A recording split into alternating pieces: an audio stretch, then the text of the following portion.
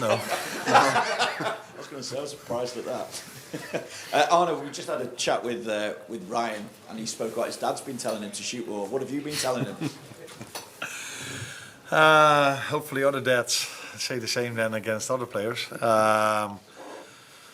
What did I tell him? Nothing specific. I didn't tell him to shoot more, but he's been in and around the box a few times more now. But the main thing he needs to do, of course, is set up our attacks and organize the rest defense. But once in a while, he can be a help offensively also, and that's what he's done a few times already this season. And yeah, this weekend he had a little bit of luck because it was a deflection. Because if Ryan has to shoot with his left, I wonder if his dad tells him to shoot with his left.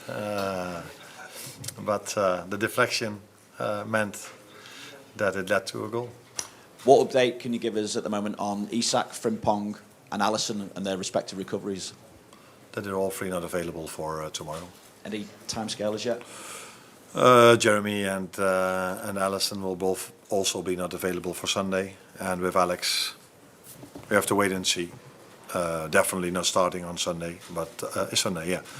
But maybe he can be involved in the squad, but he's still not training with the team. So we have to wait and see. After the win over Villa, how pivotal a moment could this be in the season, do you think? Obviously with Real Madrid to come and a place in the top 8 at stake, but also the fact that you've got Manchester City and whether that comes into any of your thinking ahead of this game against Real Madrid.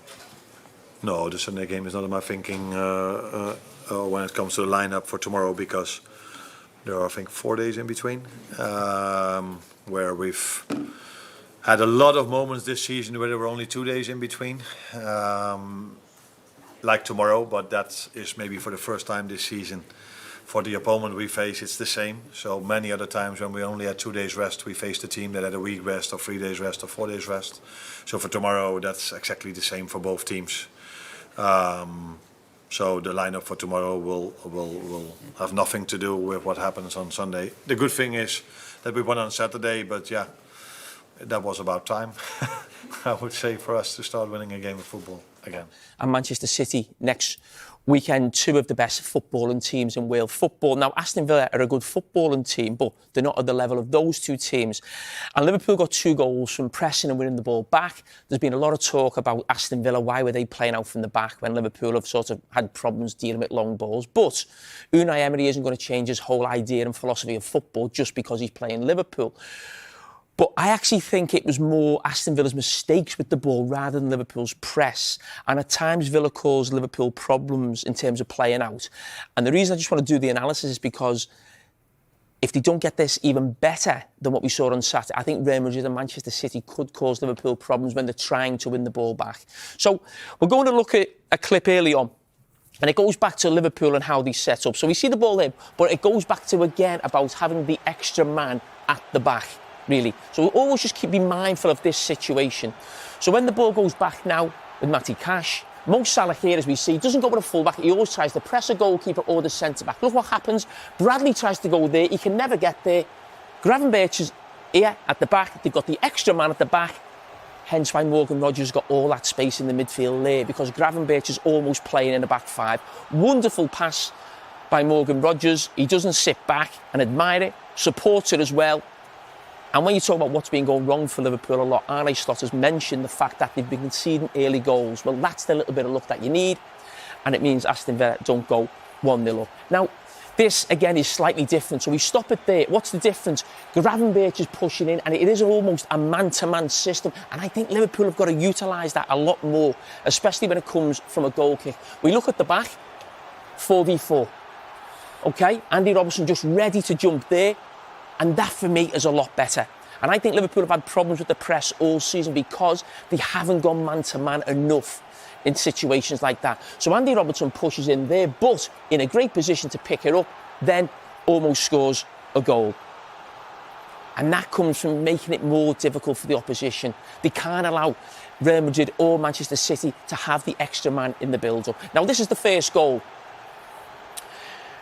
Now, Aston Villa, the goalkeeper, as we know, is a really confident player on the ball, and they were causing Liverpool problems initially. For me, he gets a little bit cocky because if he passes that ball there to Pau Torres, He makes the mistake, obviously. Mo Salah's come up, but Mo Salah's late. He's not really there to press. And there is the easy way out on this side to Konza and Cash. And there's no problem at all. So even though the first goal comes from Aston Villa playing out, it's not really great pressing from Liverpool. It's really poor from the goalkeeper. As I said, he can easily just come this side and Aston Villa are out. But it's a great finish from Mo Salah. Now, onto the second half, the second goal, slightly different again from Liverpool. It's more of a 4-4-2 sort of zonal press, not really man-to-man. But this fella who's been fantastic all season forces them down one side. Again, they have the extra man at the back, the 3v2. Works for them this time. And then those three players were mentioned in midfield. Szoboszlai, fantastic. Gravenberch, the goal. And McAllister, who looked back to his best at the weekend. So it was great to see Liverpool back pressing, winning, getting goals in those situations. But if I'm being totally honest, I think a lot of that was to do with the poor sort of ability and chances the goalkeeper was taking of Aston Villa.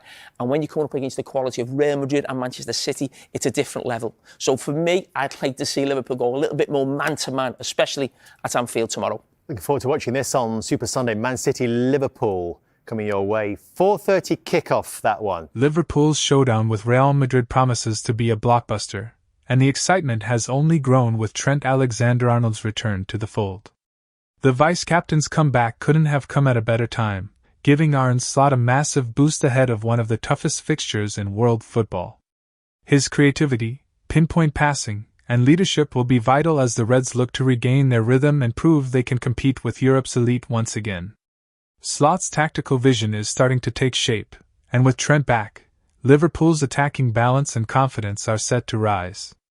Jamie Carragher, previewing the clash, emphasized the importance of Liverpool showing character and discipline against a Real Madrid side that never backs down. He praised Slot's rebuilding work but warned that small lapses could prove costly against the Spanish giants. With the atmosphere at Anfield expected to be electric, Carragher believes Trent's return could be the difference. A reminder of Liverpool's attacking DNA and their determination to make a statement under their new boss.